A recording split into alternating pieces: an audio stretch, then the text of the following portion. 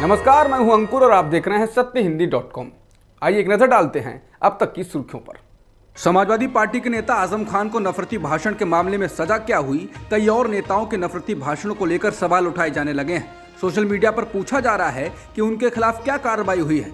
दरअसल आजम खान को गुरुवार को रामपुर में एक MP MLA कोर्ट ने नफरती भाषण देने के लिए 3 साल की जेल की सजा सुनाई।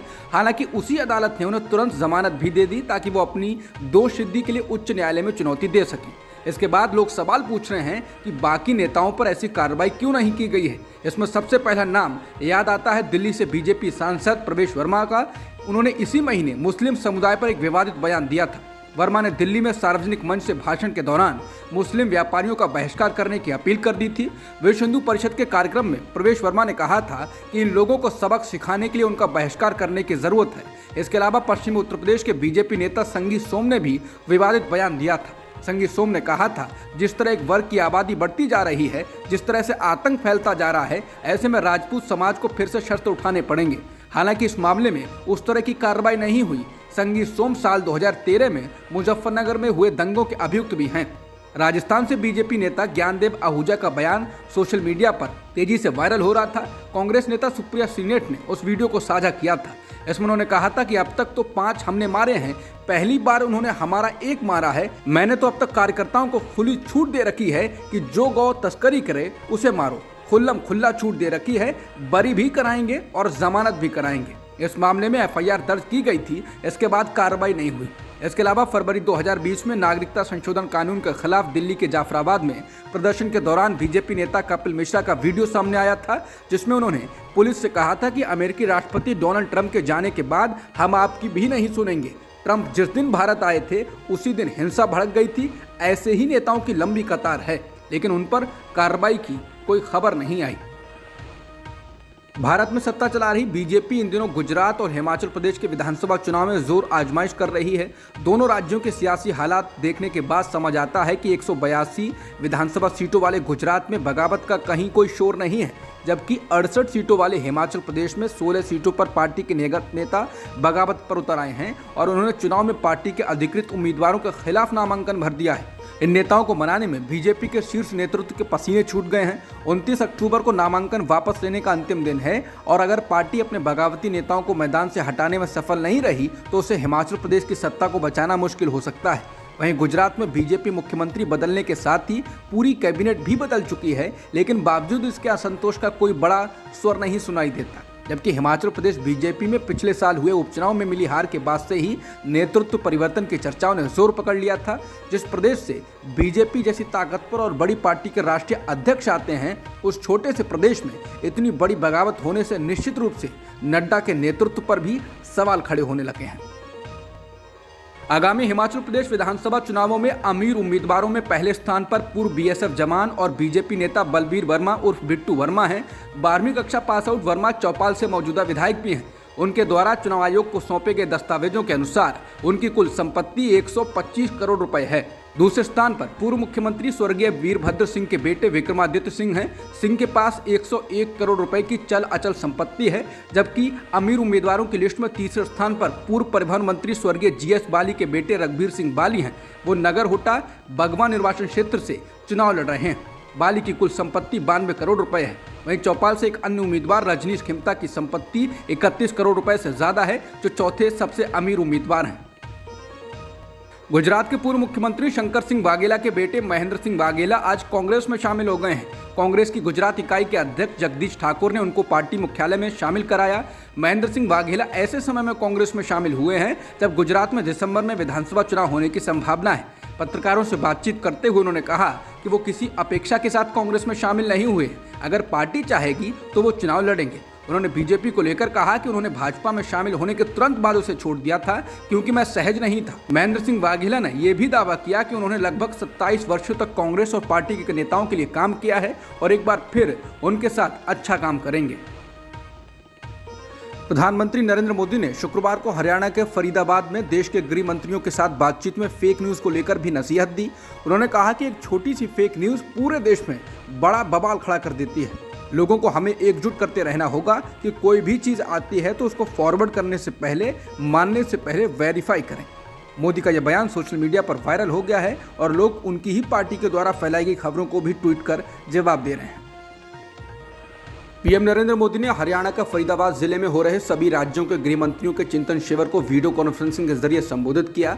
इस दौरान पीएम मोदी ने कहा कि सभी राज्यों की पुलिस के लिए वन नेशन वन यूनिफॉर्म लाने के लिए विचार किया जाना चाहिए। उन्होंने कहा कि इस प्रक्रिया में समय लग सकता है, हो सकता है कि इसमें 5, 50 या 100 साल लगें, लेकिन हमें इस पर विचार करना चाहिए। प्रधानमंत्री मोदी ने कहा कि इसे थोपना नहीं चाहिए बल्कि इस पर विचार करना चाहिए। फरीदाबाद के सूरजकुंड में 2 दिवसीय चिंतन शिविर का आज आखिरी दिन है। इस दौरान ही पीएम ने ये विचार रखे और साथ ही कहा कि राज्य को एक दूसरे से सीखना चाहिए। बेहतर तालमेल के लिए बहुत जरूरी है। संविधान की मूल भावना भी यही है। रूसी राष्ट्रपति व्लादिमीर पुतिन ने गुरुवार को प्रधानमंत्री नरेंद्र मोदी की तारीफ करते हुए उन्हें सच्चा देशभक्त करार दिया। उन्होंने कहा कि उनके नेतृत्व में भारत ने बहुत प्रगति की है। रूसी राष्ट्रपति ने प्रधानमंत्री मोदी की स्वतंत्र विदेश नीति की प्रशंसा करते हुए कहा कि भारत में उनके नेतृत्व में बहुत कुछ किया गया है। उन्होंने ये भी कहा कि भविष्य भारत का है। पुतिन ने कहा कि भारत इस शब्द के अच्छे अर्थों में न केवल सबसे बड़ा लोकतंत्र है, बल्कि इसे अपनी विकास दर पर गर्व होना चाहिए। यही इसकी प्रगति और विकास का आधार है। रूस के राष्ट्रपति व्लादिमीर पुतिन मॉस्को स्थित think tank Valdai discussion club में अपने वार्षिक संबोधन में गुरुवार को संबोधित कर रहे थे। रॉयटर्स की रिपोर्ट के अनुसार पुतिन ने रूसी भाषा में अपनी बात रखी। दिल्ली में एमसीडी चुनाव की आहट होते ही कूड़े के पहाड़ और यमुना नदी की सफाई पर राजनीति शुरू हो गई है। आम आदमी पार्टी का कहना है कि बीजेपी ने दिल्ली नगर निगम में अपने पिछले 15 साल के शासन में यहां कूड़े के ढेर लगा दिए हैं, जबकि बीजेपी यमुना नदी की सफाई को लेकर केजरीवाल सरकार को घेर रही है। दिल्ली में आम आदमी पार्टी की विधायक आतिशी मारलेना ने शुक्रवार को पार्टी के कार्यकर्ताओं के साथ गोविंदपुरी इलाके में जोरदार प्रदर्शन किया। उन्होंने कहा कि एमसीडी गोविंदपुरी मेट्रो स्टेशन के पास एक और नया कूड़े का पहाड़ बना रही है।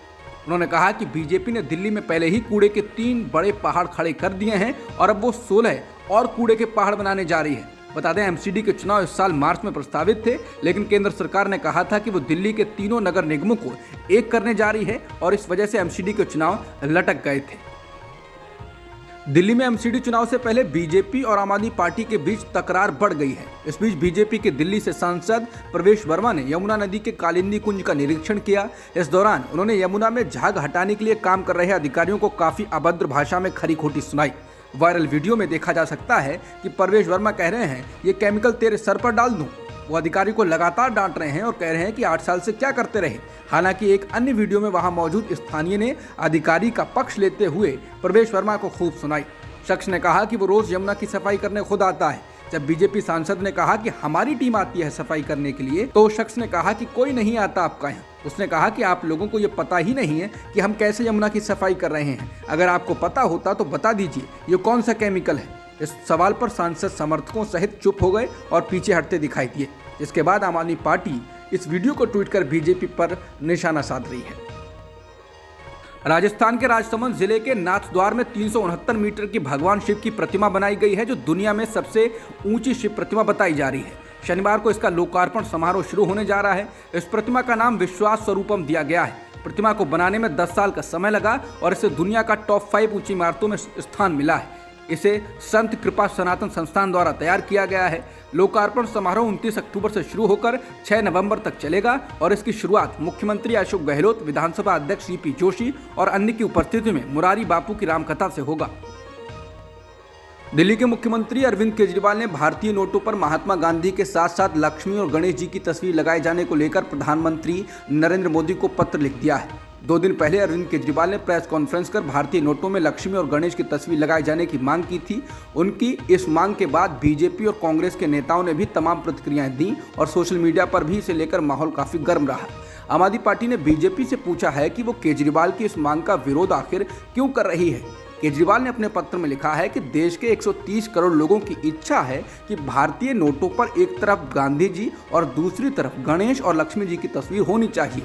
केजरीवाल ने कहा है, आज देश की अर्थव्यवस्था बुरे दौर से गुजर रही है, इसलिए एक ओर हम सभी देशवासियों को कड़ी मेहनत करने की जरूरत है, तो दूसरी ओर हमें भगवान का आशीर्वाद भी चाहिए ताकि हमें अपने प्रयासों का बेहतर फल मिल सके। राष्ट्रीय मानवाधिकार आयोग ने राजस्थान के अशोक गहलोत की सरकार को नोटिस जारी किया है और इसका जवाब देने के लिए 4 सप्ताह का वक्त दिया है।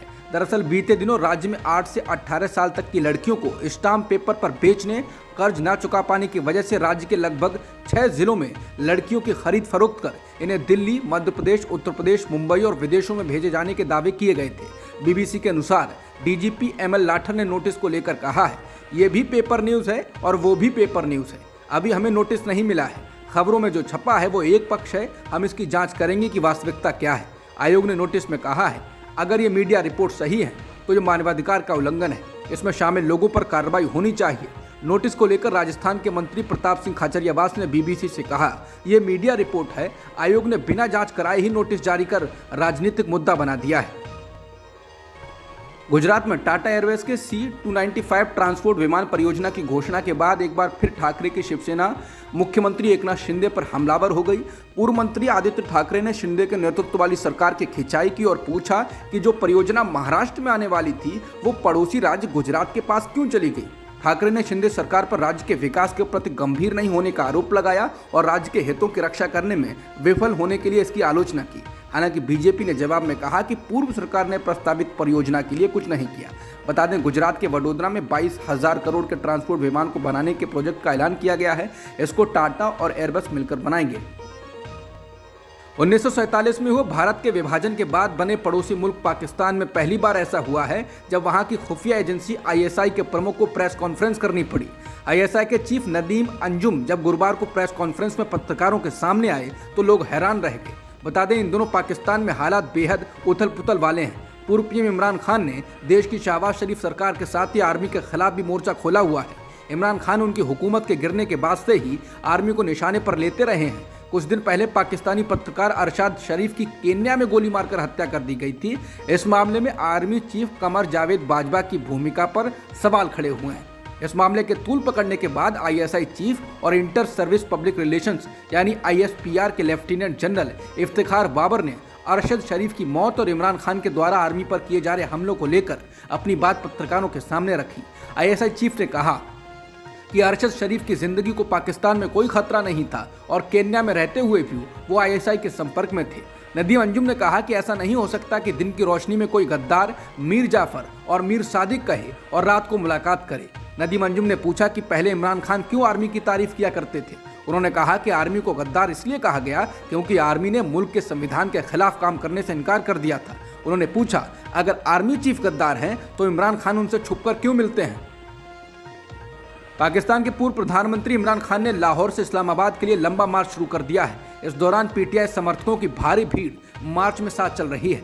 PTI के अध्यक्ष इमरान खान ने लाहौर के लिबर्टी चौक पहुंचकर लोगों को संबोधित भी किया। अपने संबोधन में इमरान खान ने आर्मी और ISI चीफ पर भी निशाना साधा है। इमरान ने ISI चीफ पर राजनीति करने का आरोप लगाया और कहा कि आप कहते हैं कि आप सियासत नहीं करते हैं, लेकिन आपने जो कल प्रेस कॉन्फ्रेंस की वो शेख रशीद से भी अधिक राजनीतिक थी।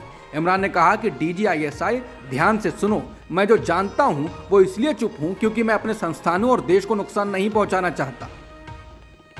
टेस्ला कंपनी के CEO एलन मस्क ने ट्विटर को खरीदने के तुरंत बाद अपनी कंपनी के CEO पराग अग्रवाल को उनके पद से हटा दिया। एलन मस्क ने पराग अग्रवाल के अलावा कुछ अन्य बड़े अफसरों पर भी कार्रवाई की। खबरों के मुताबिक हटाए गए अन्य अफसरों में कानूनी और नीतिगत मामलों की प्रमुख विजया गड्डे, मुख्य वित्तीय अधिकारी नेट सेगल का भी नाम शामिल है। एलन मस्क ने इन अफसरों पर फेक अकाउंट्स की संख्या को लेकर उन्हें और ट्विटर के निवेशकों को गुमराह करने का आरोप लगाया था। एक दिन पहले ही मस्क ने ट्विटर पर अपने बायो को बदलकर चीफ ट्वीट कर लिया है। इसके साथ ही एलन मस्क ने शुक्रवार को ट्वीट कर कहा कि चिड़िया अब आज़ाद हो गई है। मस्क ने ट्विटर को $44 अरब में खरीद लिया है। अब तक की खबरों में इतना ही। बाकी खबरों के लिए बने रहिए सत्यहिंदी.com के साथ।